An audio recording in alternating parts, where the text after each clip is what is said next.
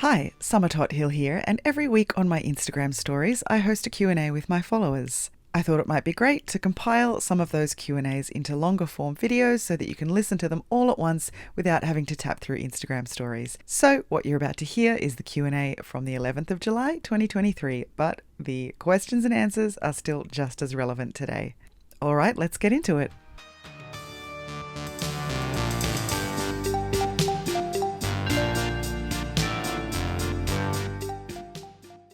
How did you know you were ready for divorce?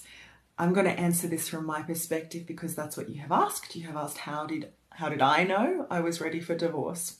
But I will also, once I've answered that, provide some perspective on perhaps how other people might determine that they are ready for divorce. I know that a lot of women watching me and following my content are probably on that precipice themselves of trying to determine whether divorce would be right for them. And while you will definitely probably see some relatability in what I tell you about my experience, I think let's expand it out as well and look at other ways that you can know. So the short answer to my question is that I knew that I was ready for divorce because some behavior was going on in my household that could not be withstood any longer. Sounds cryptic, doesn't it? But I don't know how much detail I can go into because I'm like afraid of being sued for defo. Effectively, my husband was engaging in some behavior that was not acceptable to me, that was not safe for us, and that was just, in my opinion, abhorrent. And I withstood it for a really long time, and then I could not withstand it anymore. And I had made it really clear that, this needed to stop. A condition of our relationship continuing would be that it would have to stop.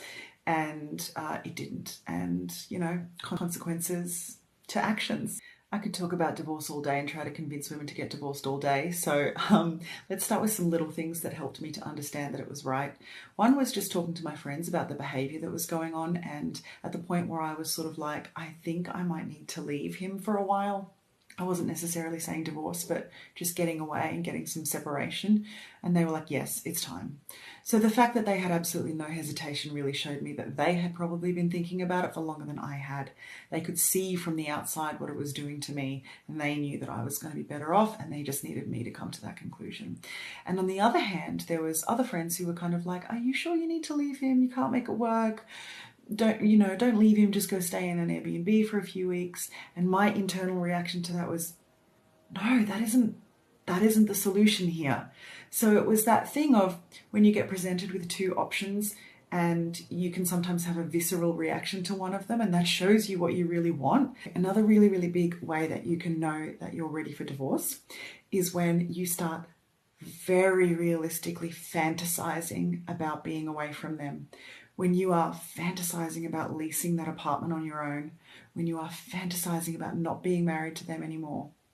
We all have fantasies from time to time in long-term relationships where we think about what would it be like not to be with them anymore. But I'm talking about that time, and you all know what it feels like when your heart is already out the door and your brain is already like, God, that would be good.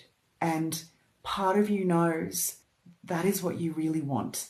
And to be honest, when you come to that point, there's almost no coming back because your brain has realized that that is actually what you need to do. There's an Anais Nin quote that we've probably all seen that I think anybody who's reconsidering whether they should be in their long-term relationship should read.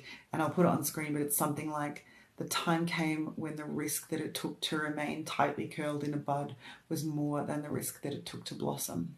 Women, especially cis women in heterosexual relationships, can get forced from a beautiful, vibrant flower down into a little hardened nut of a thing in relationships with men because of the patriarchy, because of misogyny, because of our systems that sap everything that women have, their time, their energy, their intimacy, sometimes their personal safety. And eventually, hopefully, you become empowered enough to realize that without carrying around the dead weight of a relationship that isn't serving you, you could actually blossom back into the flower you used to be. And if we're talking about risk, we're really talking about what women risk losing in giving all of their lives to men and to bad relationships, when a man is not a necessary thing to have and a romantic relationship is not a necessary thing to have, and statistically is not a good thing for a straight woman to have. So I think you know that you're ready for divorce when you start thinking you want to get divorced. I don't think you have to agonize and go back and forth on what it will do to the children, whether it's you've given up because you're lazy. The fact is, a cis hetero relationship for a woman is most of the time bad for us. So why should you stay in one? Why shouldn't you get divorced? Maybe that's the question we should be asking ourselves. Why the fuck should we stay married? What are we even getting out of it anyway? Are we in a relationship where our partner is enthusiastic about meeting our needs and does what they can to do so, and does not fight us tooth and nail on all of our needs as a person, and where we feel really enthusiastic about meeting their needs, where we have fun together, where we delight in each other's company, where we consider each other a bit of a hero, where there is a lot of love and joy, where there is pleasure, and where there is an equal division of labor. Those are relationships where you can say it's okay to stay married. But there are a lot of relationships where that is not what's going on. And we need to let go of this idea that women need to put the work in and stay married.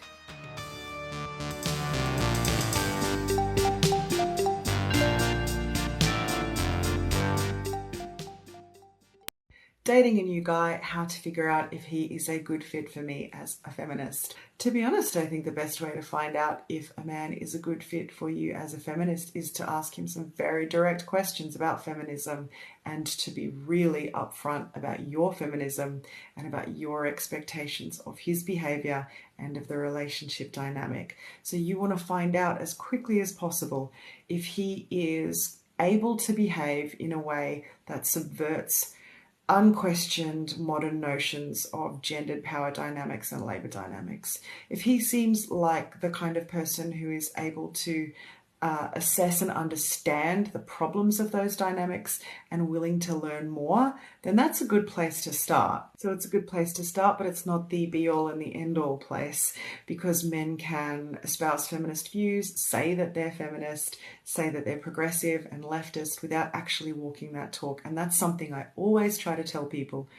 Love is a doing word, like the Massive Attack song said. So people can tell you that they love you, but that means nothing. You really have to check their behavior and how they treat you. Respect is a doing word. You have to make sure that he is treating you in a way that you would consider respectful and that anyone would consider respectful. And you also can just ask some really upfront questions. Ask him what feminism means to him. Ask him his favorite way to make a woman come. Ask him what he thinks about the Jonah Hill boundaries texts. Ask him what he thinks about Johnny Depp and Amber Heard. Ask him if he would continue to date someone if they never let him fuck bareback. Ask him.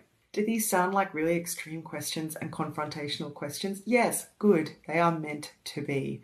And it can be really scary to front up and try to ask them, because we know that we will probably get some pushback, we might get some argument, but that's the point. The point is to find out if he is going to argue you your basic respect.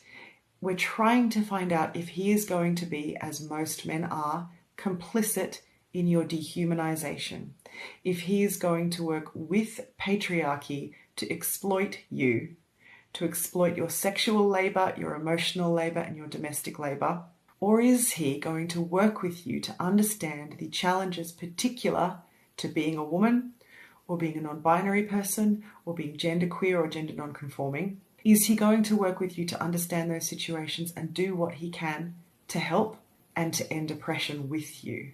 You can ask the question like, who are women that he admires? And look out for what he says in his answer. Like, does he list women that provide a service to him, or does he list women that have qualities that he genuinely admires?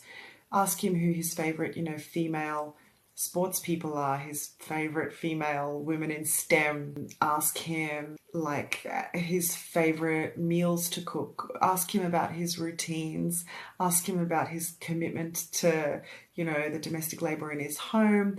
Ask him how he expects to progress in his career, and if he sees someone facilitating that for him by having her at home raising his children, ask him if he's going to take paternity leave. Now, it's not enough just to ask questions, because obviously savvy men can just give you the answer that they think that you want to hear. And there are many a man out there who pretends to be feminist in order to attract feminist women. So when you ask these questions, when you go on this investigation, you then need to watch him. Watch his behavior, listen to how he talks about women, listen to how watch how he interacts with women, look how he talks about women with men. Because when we're going on this investigation, we need to be willing to walk away if we don't get the answer that we need. If we don't get the answer that he is going to be helpful in fighting the patriarchy and in creating a life for us where we are not exploited, then we need to be willing to walk away. And you know what makes it easier to walk away is remembering that straight men actually have nothing to offer women romantically unless they are the most absolutely fucking excellent men.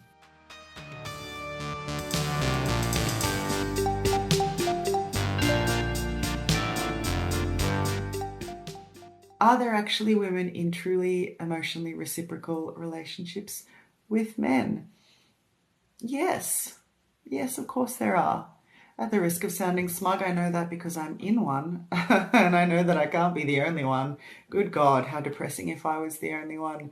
No, I know this to be true because men are complete humans, and they are as capable of emotional complexity as women are. It's just that we bash that out of them by raising them as boys and men. But it is possible for men to access their full humanity in relationships with women and to actually treat us with respect, to see us as people and treat us like people. But I certainly do not suggest getting into the type of romantic relationship dynamic where you as a woman are teaching a man how to have emotions, how to reciprocate emotions, how to treat you like a person, how to treat you at all. The way to have reciprocal, emotionally balanced relationships with men is to start with a man who is either already there or is not far off it and just needs to know about you as a person and what it is that you as an individual need, and is willing to communicate about what it is that he needs, and that what you communicate together is respectful and consensual and respects boundaries and all that sort of thing.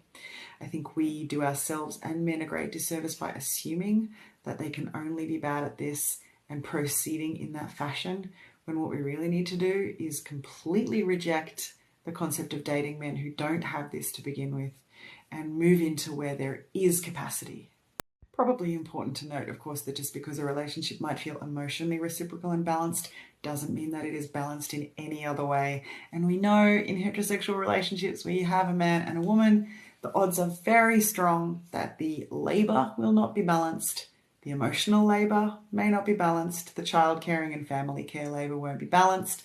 The mental load and the household admin won't be balanced. And the finances will not be balanced in the favor of the person who is doing the largest share of all of those things that I just mentioned.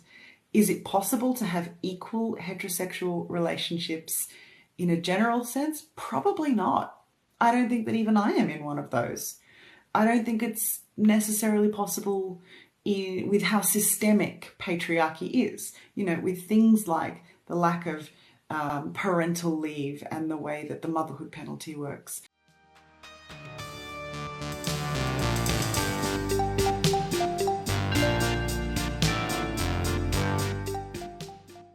Okay, this is going to be my final question, and it's a juicy one. What is your view on monogamish relationships? Monogamish relationships are fine. Open relationships are fine. Polyamorous relationships are fine. I think all relationship models are valid as long as the persons within them are all fully consenting and enthusiastic and are being told the truth, kept in the loop, and operating on a model of transparency. Oh, for those who don't know what a monogamish relationship is, it is a relationship that is not strictly monogamous, but may not be open enough for the people within it to consider it traditionally open.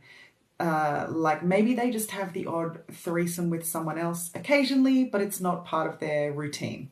A non-monogamous relationship is any relationship where the two people in it are allowed to have intimate sexual relations with other people without that being considered cheating.